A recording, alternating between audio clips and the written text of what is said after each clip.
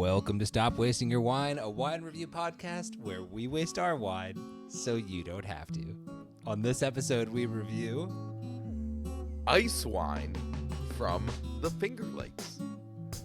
There's so much there that I have questions about. Thanks for joining us. I'm Joel, and of course, I'm joined by two of my favorite people in the world, Colin and Aaron. Welcome back, guys. How are you? Great. Doing awesome. Good. Duper. I have a couple of questions. I'm excited too. Definitely have a couple. Can you say ice wine from the Finger Lakes? From the Finger Lakes. What are the Finger Lakes? The Finger Lakes are. No, I kind of know, but like, am I the only one that has like an idea of somewhere in kind of like northern, middle of the country, somewhere where there's the Finger Lakes? I know they exist, but I can't tell you exactly where they are. Middle of New York State, which I don't think York. people would call. That's not the middle of the country. No, not even a bit. It is not. But New York State, so it's also not like Manhattan. You know, it's not New York City, so it's mid New York, and it's like these lakes that literally just look like long, skinny fingers, like right in the middle of the state, like an animal, like clawed the middle of the state. Okay. Oh, cool. I think they're by Syracuse, I believe. Ah, okay. Very nice. Very nice. Okay. Well, wild, obviously some things that we have not done before. So very exciting. I think we are limiting ourselves now as a result of the tariffs that are now in place. This is a show on a budget, folks. This is a show that likes to only buy an American wine. That's right. Yeah. We're gonna save money. Yeah. Save money on the most expensive tiny bottle of wine we could find. Yeah. I mean, this thing for half a bottle of wine was pretty expensive. We kind of biffed it on that too, didn't we? I didn't realize that until we got it. But I'm excited. Because I have too. no idea what this is, and we've never been to this region, and it's very cool. But yeah, the tariffs blow. Yeah. 20% tariffs on Europe, on European imports. So that's gonna not be fun. Our Igugal is gonna go from, $15 to like, I don't know, like $16.50. 17? Yeah, 17, 18 bucks. At least that one will be fairly safe still. But yeah, no, it is pretty wild. No, but I'm excited. I am really excited because I've never had an ice wine. I don't think I've ever had a wine from the Finger Lakes, like knowingly. I don't even know if I don't think I've had a dessert wine. Well, for sure. I've had a couple of dessert wines, especially because I'm always intrigued by wines from Hungary, and they pretty much only do dessert wines because I don't know. I'm not going to speculate as to why, but yeah, that's just their thing. So I've had a few of those. I can't say I've had an ice wine specifically, and definitely never had anything from the Finger Lakes. Until 3 minutes ago, I didn't know where they were. So I'm already learning. This is great. I think there's going to be a lot to unpack. I know. Oh, there's a lot to unpack in this episode. Why don't we talk about, let's tell the folks a little bit more about the actual wine that we're drinking, and then we can ask all of our questions and learn together. So, Aaron, can you tell the folks a little bit more about this wine that we're drinking? Yeah, absolutely. So this is from the Wagner Vineyard, obviously in the Finger Lakes. This is their ice wine from 2022. It is a Riesling, and I'm going to go ahead and venture a guess that this is going to be a sweet Riesling. Not like our. This is probably a continent away from our beloved Dom de Cantverner Riesling. Two very different beverages, I imagine. But let's keep in mind, this is sweet intentionally, not sweet because they want people to drink it, right? Like this is intentionally made in a style for it to be sweet. And in ice wine, there's a lot that goes into it that we'll learn. It's its own thing. So I just don't want people when you hear sweet Riesling to think like ultra cheap garbage sweet Riesling that you might find in a grocery store. That's not what we're drinking tonight. And again, like we'll name, we did not do a great job dodging the tariffs and saving our pockets, because this is not just a $35 bottle of wine, which is on the higher end of bottles of wine that we review in general on this show, at least over the past year or so. But on top of that, This isn't just an optical illusion. This bottle is only 375 milliliters. So this is also a half bottle for $35. So if this was a full bottle of wine, this would be by far the most expensive wine that we've done on the show, except for our in-person episode when the three of us reviewed our special Yarbergonia, our special one together. By just, pure quantity, this is the most expensive wine, the most expensive white that we have done for the most part. For sure. Mm-hmm. And speaking of, by the way, this was your choice too, Aaron. So what steered you down this a little bit of a different path for us today? I mean, there were a few things, and I should also name this is a 13.3% ABV, so this is also a slightly higher alcohol for a white wine comparatively. And so a few things. One, Joel, when you were in Canada and we did our kind of like cross the border, trying our best to find a bottle, and we actually came across that pretty solid Chianti Classico, because it was the only bottle that we could find that all three of us could get. This was something that you had spotted when you were up there, and at the time, it was not available around me, coincidentally, being the closest person probably to the Finger Lakes. Being said, I was kind of like looking for something. I want to do something new. I actually saw something about the Finger Lakes recently as a wine region. I thought that would be cool because we have not been there yet. And then I came across this bottle, and ice wine is not something I have ever heard of before, let alone tried. Paired that with the fact that we know it can get it, Canada, we can get it here, we can get it down in Florida. It seemed like something interesting and exciting to give a shot. I did not know it was going to be a 375 milliliter bottle of wine. I figured that out today when I picked it up. But hey, like bang for your buck, I guess, or the opposite of that. Yeah. I think the opposite of that. But I mean, I think it's cool that we're doing something a little bit new, something we haven't done. And I suspect that it's going to be something, at least for the experience alone, that warrants, a smaller bottle, a higher price tag. Hopefully the quality is there and it makes it an enjoyable experience as well. But for the experience alone and the kind of offshoot of what it is, I think you did a fine job finding us a cool bottle to try together today. Thank you. And I'm looking forward to Colin's learning segment today, because I know he's going to walk us through what the heck ice wine is. And 100%. So I'm stoked. I'm stoked to try this. I'm stoked to learn about that.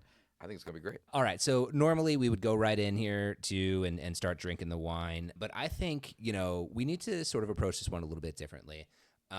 We know it's going to be a different experience. We know it's going to be a really sweet wine. We know it's a wine that's, I don't know if you would call this a dessert wine specifically, but it is one that 100%. It's trying to achieve that. Yeah. Okay. So perfect. So, something that we don't drink all the time. So we need to kind of approach this objectively, talk about what we're experiencing, not so much, hey, I like this, I don't like this, that sort of a thing. Keep that kind of out of it. Certainly we can talk about it. I mean, that's our show, whatever.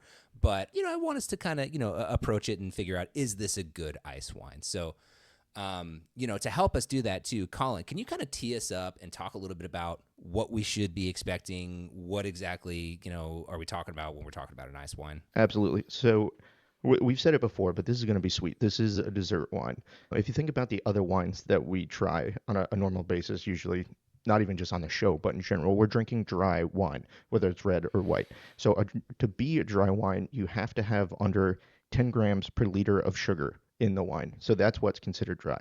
This wine has 182 grams per liter of sugar.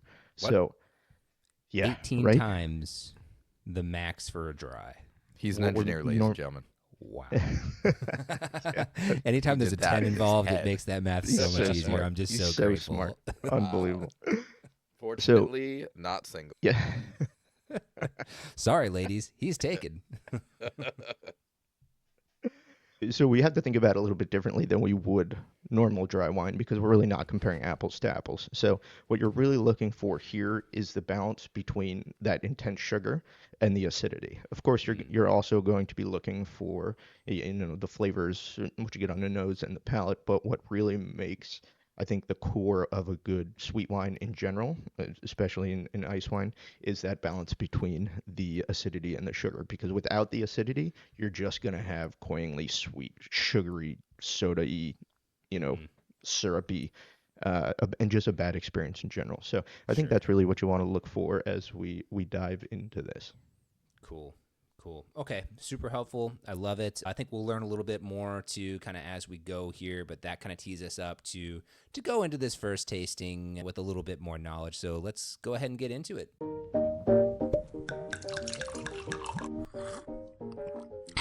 Tastes like wine. Aaron, what are you getting on the nose? I can right off the bat honestly say that this smells nothing like any glass of wine that I have had before. Mm-hmm. So like, mm-hmm.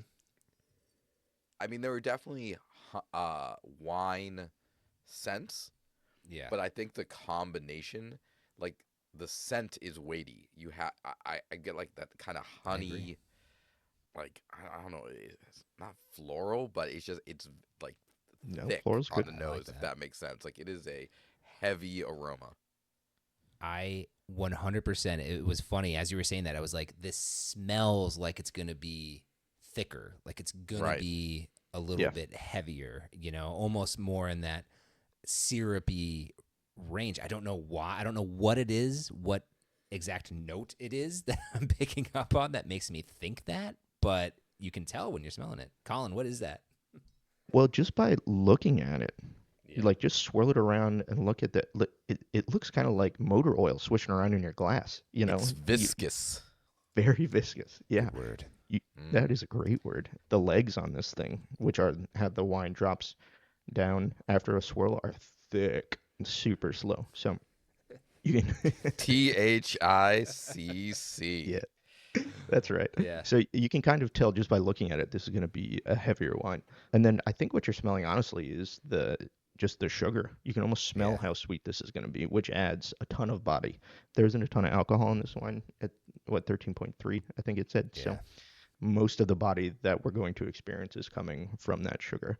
And I think the weightiness that you're experiencing just even on the sniff is coming from that. Yeah. I will say it smells like Riesling.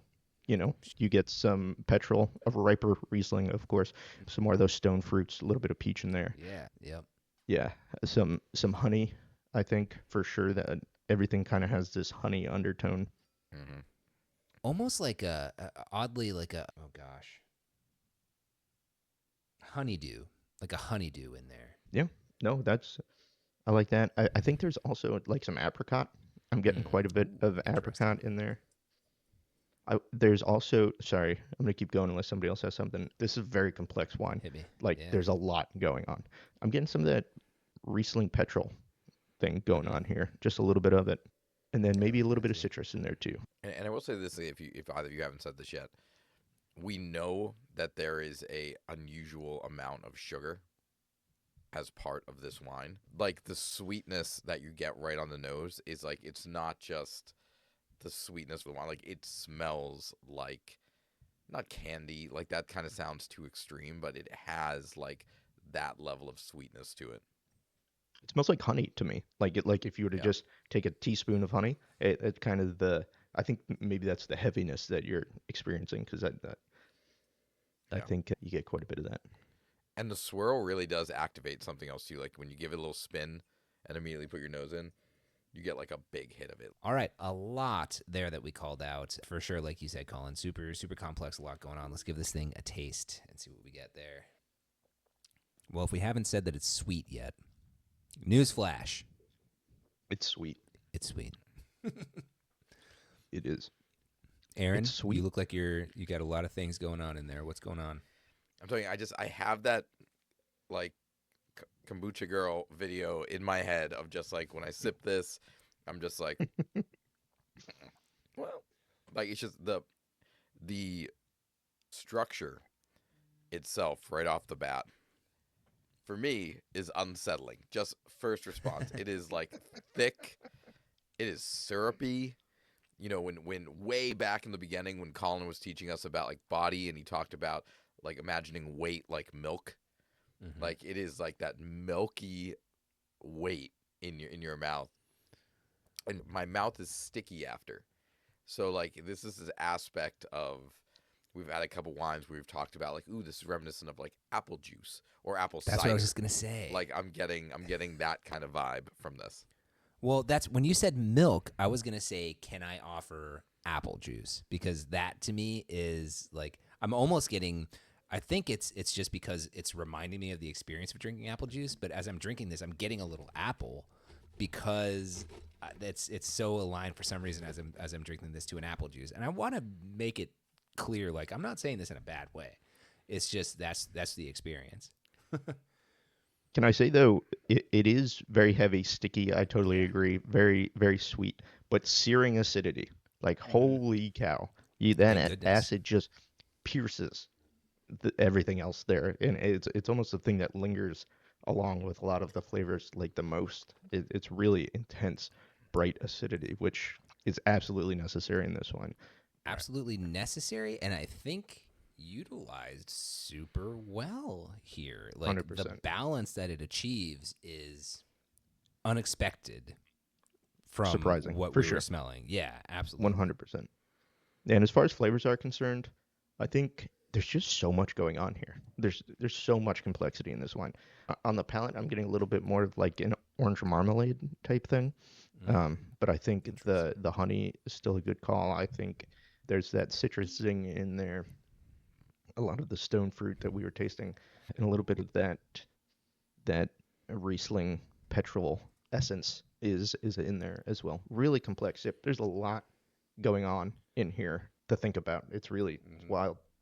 Yeah, I mean the honey is like through and through. It's like you're drinking alcoholic honey. Like it is, and it has like like I feel like there's like a citrusy aspect that's like cutting it a little bit. So it's not just totally thick honey, but like that's the prevalent like. This is honey and some citrus. I like what you said, like peach, but it is just the structure is what makes it. And it's what I imagine makes it a dessert wine, and is the unique thing about this, right? Like, it makes sense to drink this at the end of an evening, right? Totally. Like after when you're just chilling, and it's a dessert. Like I wouldn't drink this with a bowl of ice cream because you'll put yourself in a coma. But like it's so sweet and there's so much sugar. I was just gonna say that would be super good with this. Yeah, I was just about to say, amazing. fun fact, you're actually supposed to drink sweet wine with dessert. Sure. Yeah. I'm not saying so- it wouldn't taste great. I'm just saying you have to jog a couple miles after. My man, Oh, is yeah, like totally. we're getting older. Yeah, that's fair. This is Yeah. decadent even for us. That is for sure. Yeah, I think we need to learn a little bit more here too, because I think this has been a really cool. We got a little crash course on what to expect. We've called out a lot of really interesting things. We've leaned on what we've learned, I think, from tasting other wines, which has been, a lot of that translates over. So I think that's great. McCollin, I think you had some, like kind of a deeper dive that you had for our learning segment, and I think this is a wonderful time for us to go ahead and get into that. This is the only thing you will learn.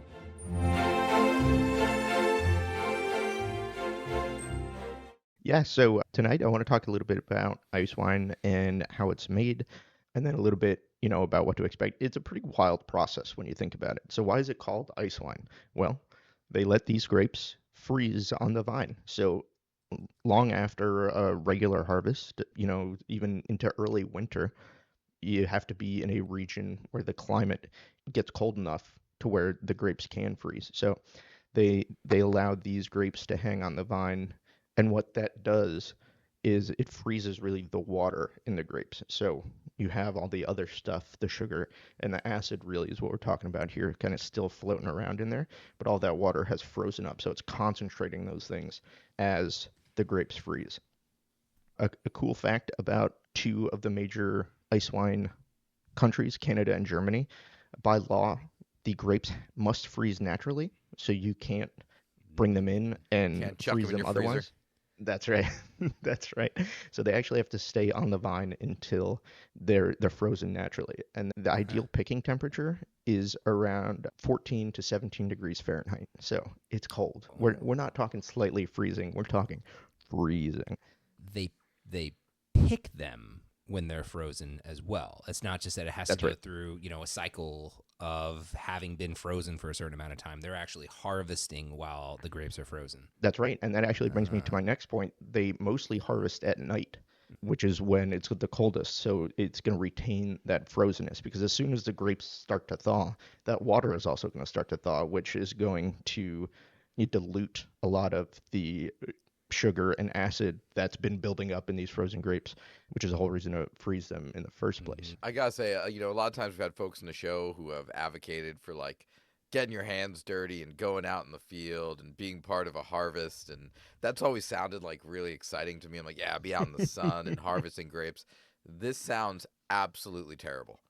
Like I would like this. This is my night. Like go out at the coldest point in the night and just do like harvesting in the darkness, freezing cold.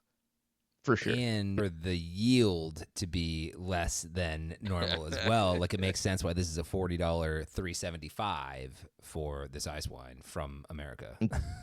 That's right. So most of the grape is made of water. So when you bring these into press, you're getting a tiny bit of fluid out of these grapes. So, Joel, you're right. The yield is super small when you bring these grapes in. It usually takes somewhere between 4 and 5 times the amount of grapes that you would use in a regular bottle to make one bottle of ice wine. So, which is why it's so expensive, right? Not only is the labor insane, the freezing, it's almost all hand harvested.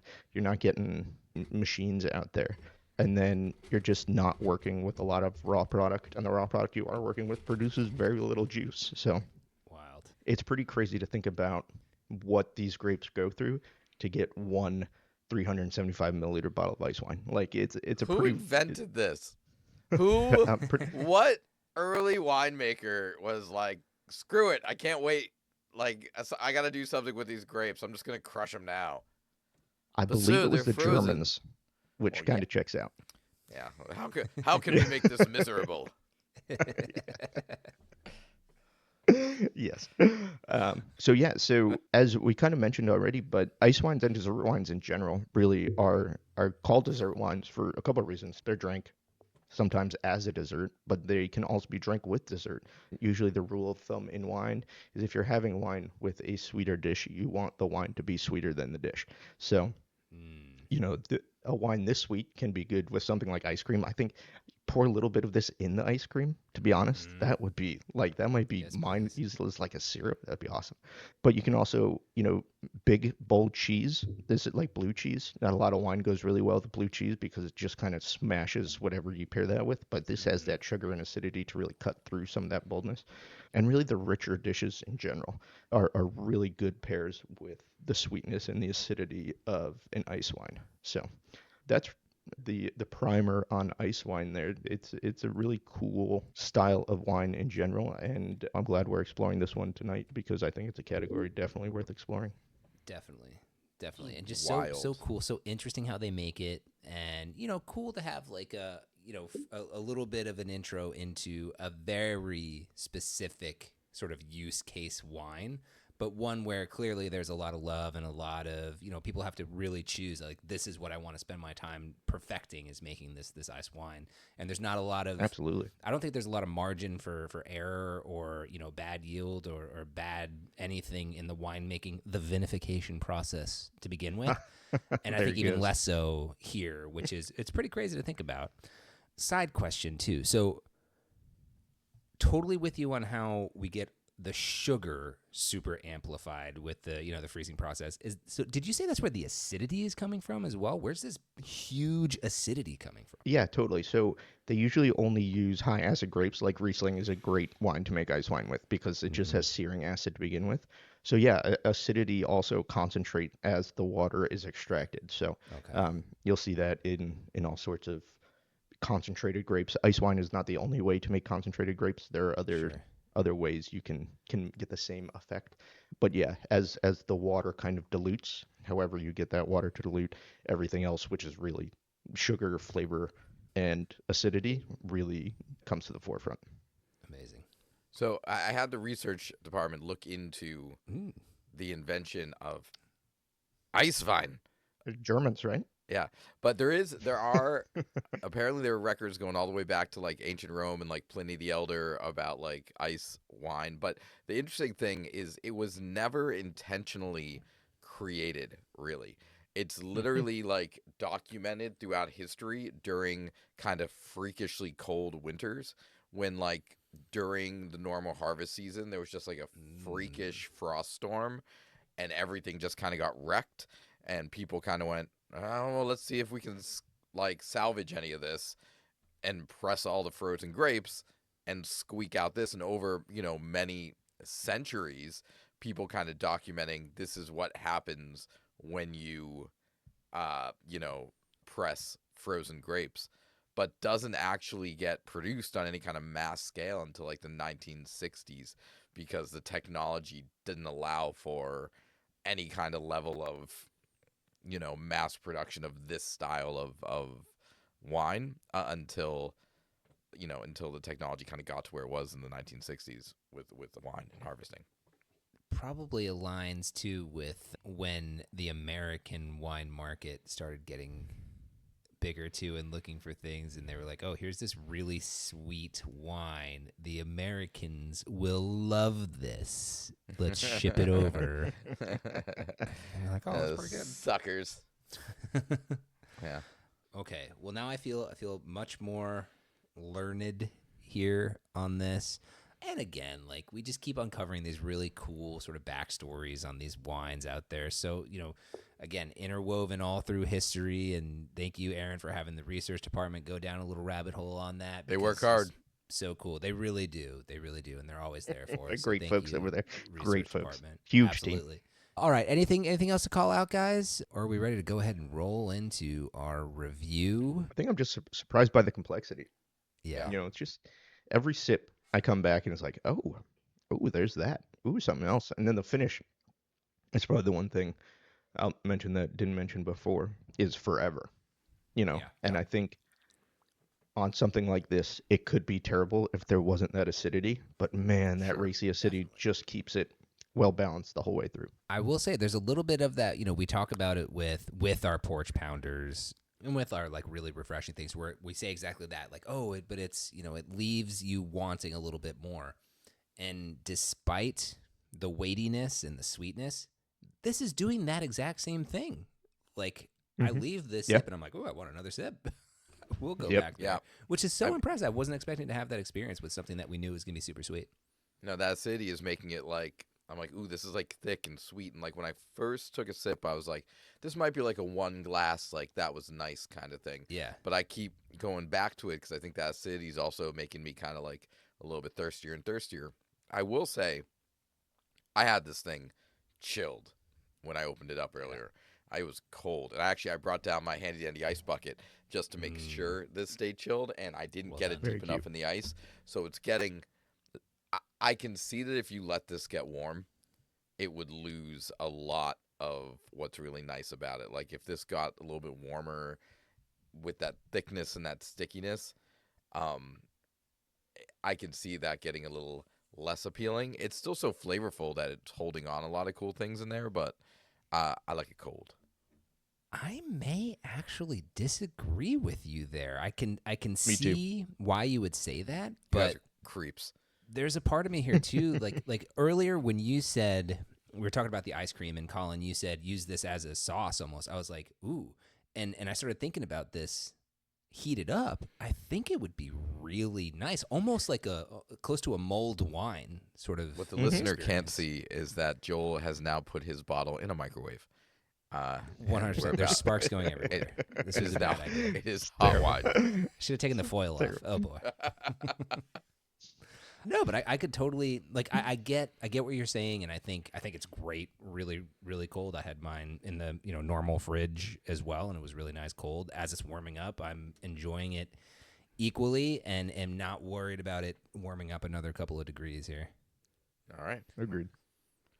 Okay, so that being said, I think we're already getting dangerously close to the review. I say we do a quick review of this wine, play a little game, and then we call it a day. What do you guys think? Sounds good to me. Let's do it. Okay, let's do it.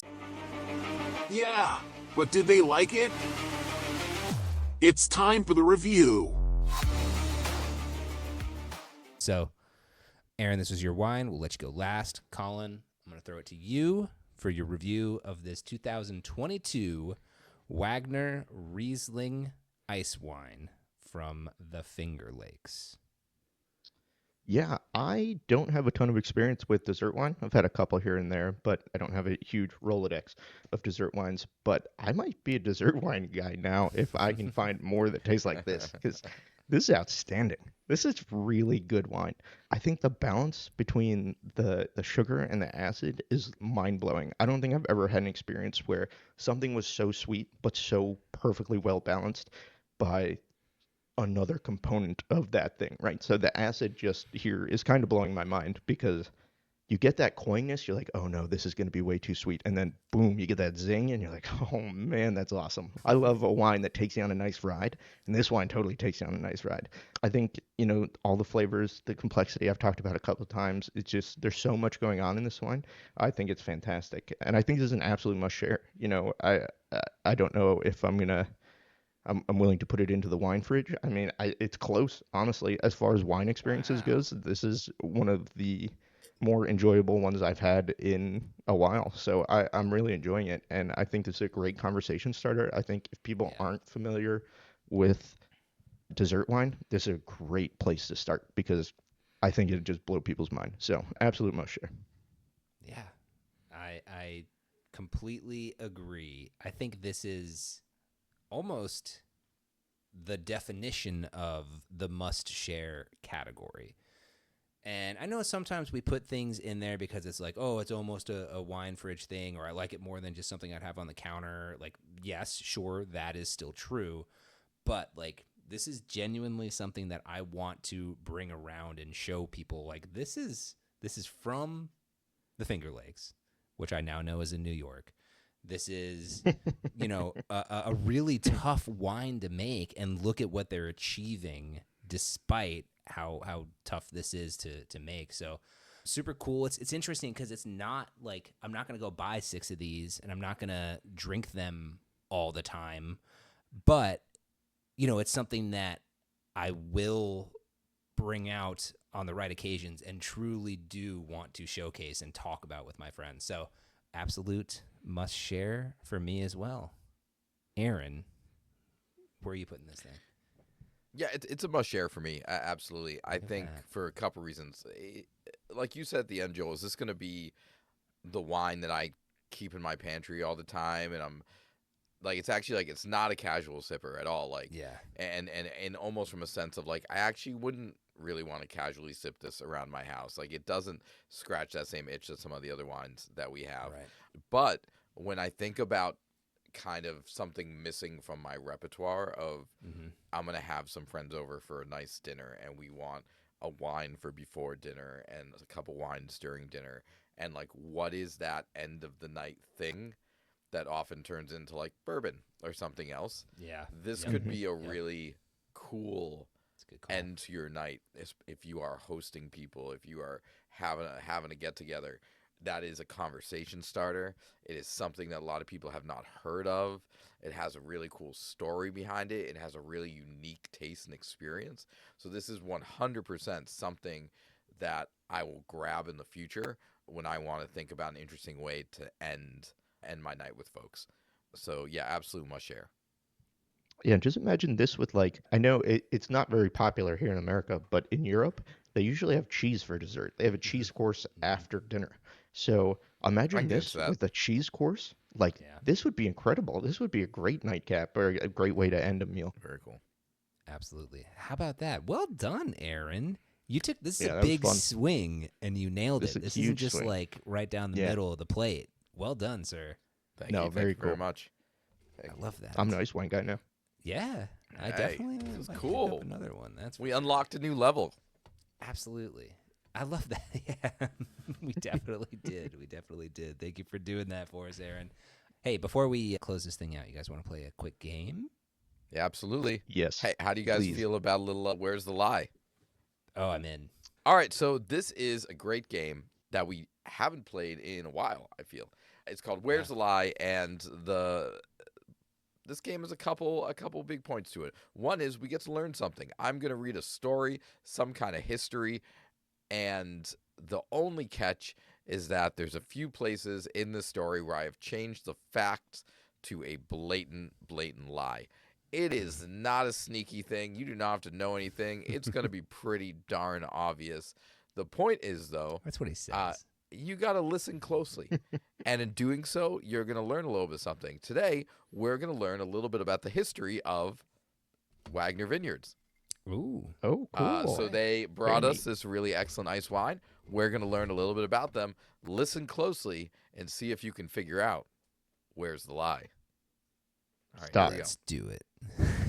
-1. He's at -1. I was practicing. All right, Practicing. here we go. So, gentlemen, as you remember, if you hear something that you think is a lie, you say stop. You don't have to know you don't have to know the correct answer. You just have to know that there was a lie there. If you are correct, you get a point. If you stop me at an inappropriate time, you're rude and you lose a point. Here we go. Wow. 5 generations of the Wagner family have grown grapes in the deep glacial soils on the eastern slopes of Seneca Lake in the Finger Lakes region of Pennsylvania. Stop. This Oh, done. God damn it. I wasn't New even. York. I learned You were, that. yeah, paying you were. Come attention. on, you got to shake off those cobwebs. It's New York. We just talked about this. Joel thought we were in like Missouri 5 minutes ago, so like he's already gotten. He's Such a quick leveled up learn. hard. Yes, Such New a quick York. learn. Thank you. Here we go. The heritage of grape growing has provided them with an intimate connection to the land. Since 1654, Stop. we have. Stop. Ooh, Joel again, man. Colin, shake off those was so early. cobwebs. What do you mean? I That was said on almost 16. the exact I said same it. time. Almost the exact same time. Since 1979, we have we have carried the same passion into the art of winemaking.